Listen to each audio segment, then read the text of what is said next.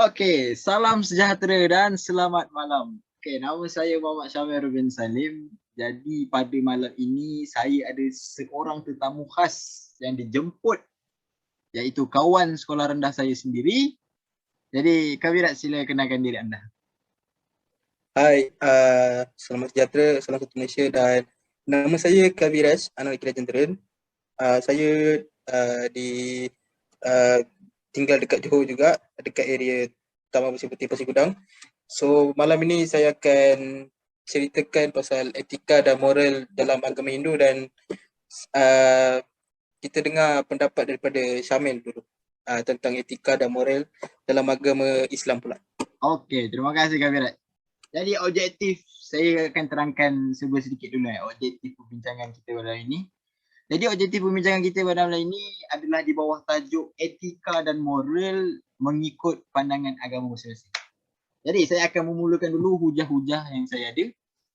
Jadi saya akan menerangkan 5 poin dalam perbincangan kali ini. Jadi yang pertama yang akan saya ketengahkan adalah adab terhadap ibu bapa. Jadi Islam mengajar penganutnya untuk berbakti ataupun menghormati kepada ibu bapa. Jadi kalau kita tengok dalam Islam ni, Islam mengajar bukan sahaja untuk menghormati ibu bapa kandung kita sendiri, malahan kalau kita ada ibu bapa angkat ataupun ibu bapa susuan yang beragama yang lain, yang berlainan agama, kita yang sebagai agama Islam juga perlu ataupun wajib menghormati ibu bapa susuan ataupun ibu bapa angkat tersebut. Jadi itu poin yang pertama. Jadi hujah yang kedua saya akan menerangkan tentang adab ketika tidur yang diajar dalam Islam. Jadi buat pengetahuan saudara Kaviraj, Islam mengajar dalam adab tidur ni, untuk tidur, kita mengiringkan badan kita ke kanan. Maksudnya kita tidur, badan tu mengiring. Sebab, jadi apa hikmah dia kalau kita tidur mengiring ke kanan?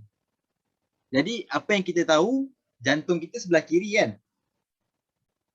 So kalau kita tidur mengiring sebelah kanan, tekanan jantung kita ni takkan terletak under pressure. Faham tak? Jadi bila kita tidur mengiring sebelah kanan tu, pengaliran darah akan menjadi lebih baik dan pernafasan kita juga akan menjadi lebih lancar. Tadi adalah poin yang kedua. Saudara Kaviraj. Ya, betul. Okey. Maaf saya terlupa. Jadi hujah yang ketiga, saya akan menengahkan tentang adab pemakaian dalam Islam. Jadi buat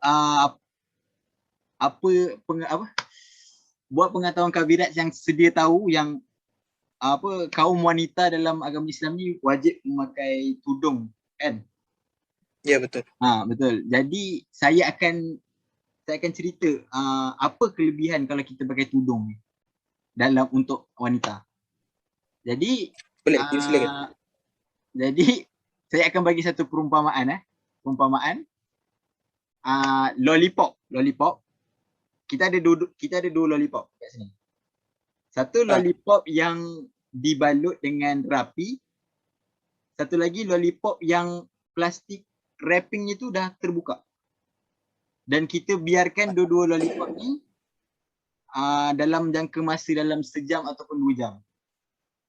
Jadi bila kita datang balik, kita akan dapati bahawa lollipop yang dah terbuka plastik wrapping dia ni akan dikelilingi oleh semut dan juga akan rosak. Manakala lollipop yang masih lagi dalam keadaan rapi ni tidak dikacau sedikit pun oleh semut. Jadi itulah antara hikmahnya kita boleh dapat perumpamaan ni. Faham saudara Kaviraj? Faham, saya faham. Okey, terima kasih. Jadi poin yang keempat adalah adab ketika makan dalam Islam. Jadi Islam mengajar untuk makan menggunakan tangan. Sebab mengapa Islam mengajar untuk menggunakan tangan? Sebab ada sebuah kajian sains yang mengatakan jika kita makan menggunakan tangan, akan ada enzim-enzim, kalau kita belajar biologi, akan ada enzim-enzim yang akan dirembeskan terhadap makanan tersebut yang akan memudahkan kita dalam proses pencernaan. Itu dia hikmah dia. Jadi kita akan pergi ke poin yang kelima, iaitu sudah habis. Ada. Poin kelima, satu lagi. Adab terhadap ibu bapa, adab pemakaian, adab tidur. Okey, yang kelima adalah adab ketika berniaga ataupun bisnes. Jadi saya tahu semua Islam, semua agama akan mengajar apa benda yang sama juga yang saya akan terangkan, iaitu dalam berniaga kita haruslah amanah dan jujur. Betul tak, Kak Virat? Kita Ya, kalau betul. berniaga Betul. perlulah amanah dan jujur. Sebab apa? Sebab kalau kita melakukan perniagaan dengan amanah dan jujur, akan maksudnya tiada penindasan ataupun penipuan yang berlaku dalam kalangan masyarakat. Jadi itu saja, antara hujah-hujah saja. Saya akan memberikan peluang saudara Kak Viraj untuk menerangkan tentang etika dari sudut pandangan beliau. Okey. Terima kasih kepada Syamil kerana telah memberikan 5 poin yang amat boleh dikatakan amat berpuas hati untuk saya. So, saya pun akan bagi 5 poin juga. So, poin yang pertama saya akan terangkan pasal Mada, Pida, Guru, Devam. So, apa maksudnya adalah Mada itu merupakan ibu dan Pida merupakan ayah dan Guru merupakan guru dan yang Devam merupakan Tuhan. So, saya akan menerangkan untuk bagaimana anda menghormati empat orang ini. Yang poin kedua adalah apakah itu hukum karma dalam agama Hinduism. Dan poin ketiga adalah apakah maksud kelahiran semula dalam apa orang kata, bagaimanakah konsep kelahiran semula itu dalam agama Hinduism. Dan yang keempat adalah bagaimana bila anda pergi ke kuil dan bagaimana etika seseorang macam nak kata kalau orang India pergi ke kuil kan, macam mana dia kena apa orang kata? Ada orang kata apa, ada macam peraturan yang perlu dipatuh macam tu. Peraturan yang perlu dipatuh dan macam mana adab dia orang semasa di dalam kuil. Dan yang terakhir adalah terakhir apa? Saya akan terangkan pasal hukum samsara dalam agama Hinduism. So yang pertama saya akan terangkan pasal poin yang pertama adalah Mada, Pida, Guru, Devam. So dalam Hinduism mereka ada cakap pasal Mada, Pida, Guru, Devam ini merupakan 4 orang yang anda perlu betul-betul menghormati dan kalau boleh ikutilah apa yang mereka buat dalam kehidupan mereka, so anda boleh berjaya. So anda perlu menghormati ibu bapa anda dan anda juga perlu menghormati cikgu anda dan anda juga perlu menghormati Tuhan anda. So kenapa orang kena menghormati? Boleh bagi tahu tak macam mana kenapa kau kena menghormati? Sebab saya rasa saya rasa kalau kita menghormati, tadi ada 4 golongan kan? Ada 4 golongan. 4 ahli tu. Mungkin hidup kita akan lebih senang atau lebih mudah atau lebih diberkati. Ya, betul. So macam tu juga dalam Hinduism, tapi apa yang Hinduism nak sampaikan dekat sini, kalau kamu tak hormat pun tak apa, tapi macam you tak hormat pun tak apa, tapi you kena macam mana? Kena orang kata tak hormat tak apa, tapi jangan kurang ajar. Macam tu lah, lebih kurang macam tu lah. So ibu bapa tak kisahlah, you nak bagi, dia orang tak minta pun you duit ke apa ke, you janji you sayang terhadap ibu bapa you. Itu je. Faham? Lagi satu, cikgu. Apa-apa yang cikgu bagi, kalau you nak tak hormat pun tak apa. Tapi kalau you dah dapat ilmu tu, nanti kalau you dah besar, share dekat orang lain. So orang lain pun dapat apa yang you dapat. Dan yang keempat adalah adab dia orang masa mereka di dalam kuil. So Syamil, kalau you pergi masjid, you buat apa? First you buat apa? First saya akan, kalau pergi masjid tu mestilah pakaiannya mesti orang kata menutup aurat kalau dari segi Islam. Bersih, orang kata bersih. Tak ada najis. Itulah saya rasa. Dari satu, adalah doa-doa dia sebelum masuk masjid macam itulah. Tak cuci kaki ke? Tak. Itu ambil air wudu tu. Ada ambil air wudu. Ah, Maksudnya, cakap sikit. sorry. Ambil air Ah, wudu, itu kalau kita nak solat macam tu. oh, nak solat. Okay. Hmm. So kalau dalam agama India, diorang first masuk cuci kaki dan tangan. So ini bukan boleh dikatakan sebagai apa orang kata, ini bukan macam agama punya rule ke apalah. Tapi dalam agama Hindu, diorang kena cuci tangan, kaki semua. So bila you masuk kuil, tak ada macam virus-virus, bakteria-bakteria yang jahat masuk. So kalau masuk, dia boleh jangkit kepada orang lain tau. So sebab tu orang dalam agama India, diorang suruh cuci tangan, kaki semua. So nanti tak ada masuk apa-apa. Okay, faham. So yang keduanya, you rasa kalau orang India pergi kuil, diorang buat apa je? Pada pendapat you lah. Saya rasa diorang akan bersembayang. Bersembayang tu boleh cerakinkan sikit tak? Kira-kira macam mana tu? Macam you rasa diorang buat macam ni je ke dekat kuil ke? You rasa macam mana? Yang saya tahu memang ini lah. Yang saya tahu. You tahu memang yang ni je lah. Okay. Saya akan terangkan lagi. Saya akan terangkan lagi. So sekarang ramai orang lagi tak tahu. Diorang pergi kuil buat apa? Macam gini tak ada. Bukan. Diorang pergi kuil sebenarnya. Orang India pergi kuil. So sebenarnya diorang just nak ambil good vibes. Diorang nak just ambil good vibes. So kuil tu merupakan satu tempat yang tenang lah untuk soul kita. Soul tu you tahu kan, macam roh kita. So kita aman, kita duduk, kita relax, kita fikir benda yang baik je. So benda macam tu. So based from the previous discussion, we can conclude that this assignment help us to learn and know more about ethics and moral that being taught in various type of religion. And for me personally, this kind of discussion help me to learn and know more about ethics and moral that being practiced and teach, especially in the Hinduism religion. And what I can say that there are some similarities in ethics and moral that being teach in both religion, which is Islam and Hinduism.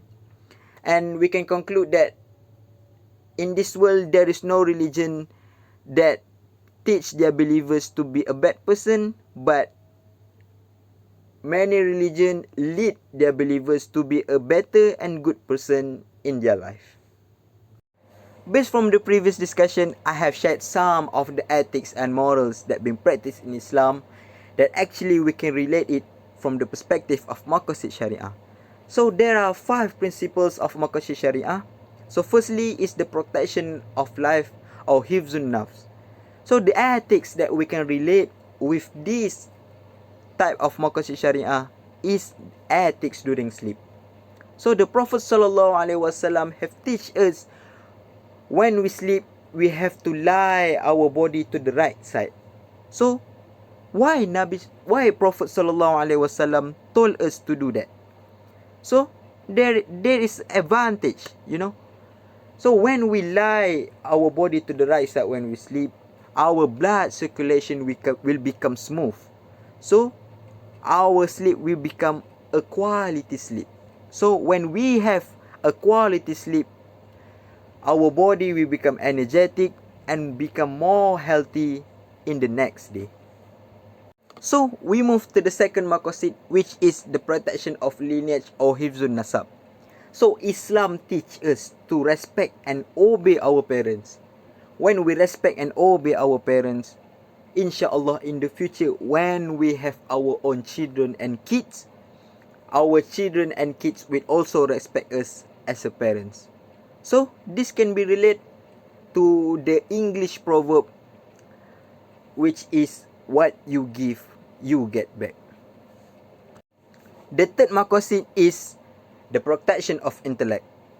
So the ethics that we can relate in this maqasid is the ethics and adab when we are eating. So Islam teach us to, when we are eating, we have to eat with our own bare hands. So what is the advantage? So the advantage that we can get by eating with our own hands is it can make our digestive system become more smoother and easier. So when our digestive system become more smoother and easier, it can make our body become more healthy. So when our body become more healthy, it can make our brain become smarter and in a good condition. Next is the protection of property. So the ethics that we can relate in this maqasid is ethics and adab in business. So as we all know, as a Muslim, Islam teach us to always be trustworthy and honest in business to ensure that there is no oppression and fraud occur in our society. So by practicing adab in business, inshallah our property will be more blessed and clean by the sight of Allah subhanahu wa ta'ala, inshallah. Then we move to the last maqasid, which is the protection of religion. So the ethics that we can relate is the ethics and manners when we addressing. So as a Muslim, we need to cover our aura properly and perfectly based from what Islam have teach us. So when we cover our aura perfectly, it shows that Islam is very caring and concerned about one's dignity. So by doing that, the good name of Islam will be preserved and maintained among other religion. Next is I will share about the method of dakwah during the interview or discussion with my non-Muslim friend. So the first method of dakwah that I use is I try to be simple, informal and moderate whenever I talk with my non-Muslim friend. So the second method is I listen carefully and show a deep concern to their words. So whenever my non-Muslim talks about his point, I will try to show a deep concern and I try to show that I am very interested to hear the point. So the action that I avoid during the dakwah is I avoid to use a jargon terms during the discussion. So when I use the jargon terms, especially in Arabic terms, it can make my non-Muslim friend doesn't understand what I am saying and what I am trying to deliver. So the second action that I avoid is I avoid of giving dakwah whenever I sick or under stress.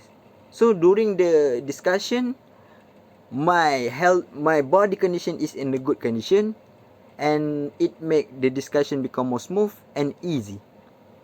So that's all from me. Assalamualaikum warahmatullahi wabarakatuh.